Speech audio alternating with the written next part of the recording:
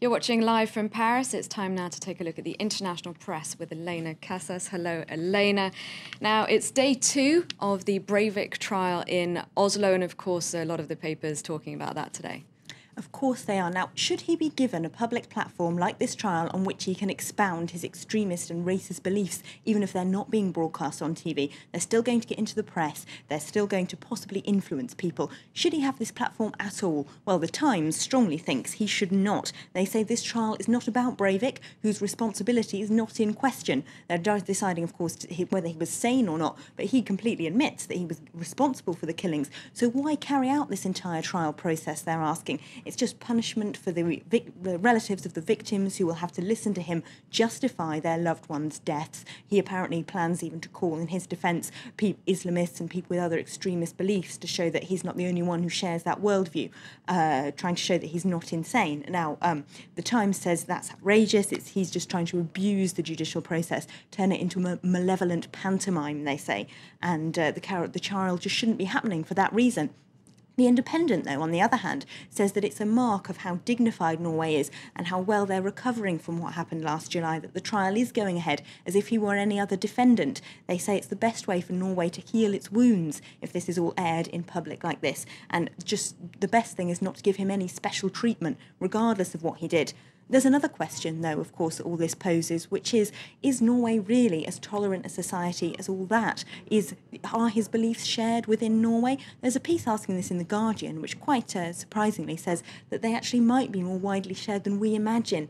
The writer, who is Norwegian in that article, says that she hoped after last July that at least the right-wing rhetoric, anti-immigration rhetoric of some politicians in Norway would be toned down as a consequence. But she hasn't really seen that. She says right-wing parties there are still doing things like backing moves to deport the children of Ethiopian refugees who've grown up in Norway, which she sees as strongly intolerant. And also right-wing hate groups continue to flourish on the internet, including websites that actually support Breivik. So she says that if Norway is such a tolerant society as all that, then this wouldn't be happening. Norwegians shouldn't be saying, well, at least we're carrying on as normal despite Breivik. They should be saying this is a wake-up call.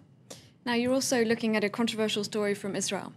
Yes, now the New York Times is looking at the case of a viral video that spread around the internet, which shows an Israeli IDF soldier sort of hitting a Danish pro-Palestinian protester in the head with the butt of his rifle.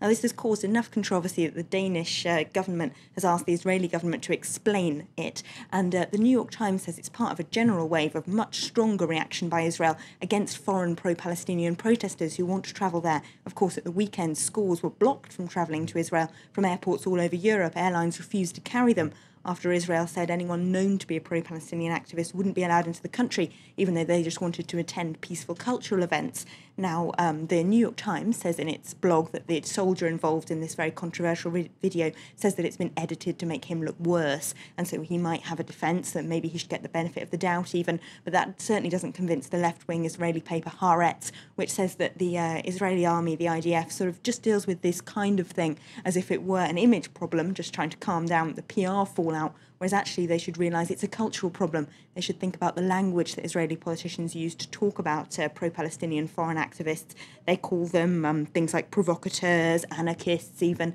and that sort of language is legitimising Israeli soldiers being violent towards them, at least according to Haaretz. Now, in the US, the country's biggest gun lobby held its annual meeting this weekend, and The Guardian is looking at its growing political power in, of course, what is an election year.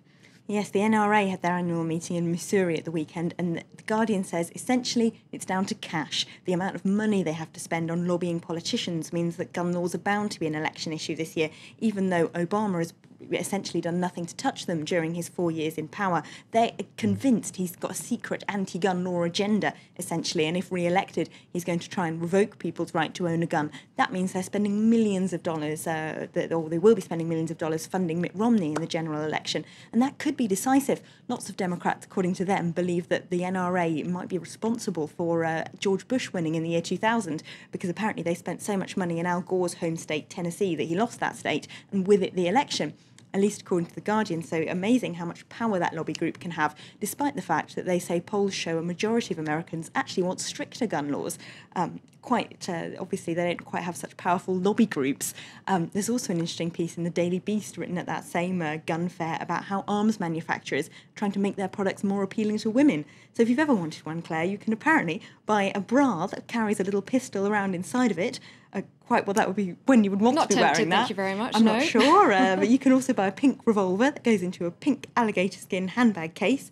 And apparently, it's a growing trend among gun manufacturers. They are managing to sell more and more of their products to young women with these kind of fashion things. accessory. That's rather worrying, isn't Yes, it? I think it might be one of those only in America things. I quite can't imagine it catching on here, for example. But apparently, it's all the trend in certain parts of the Midwest, anyway.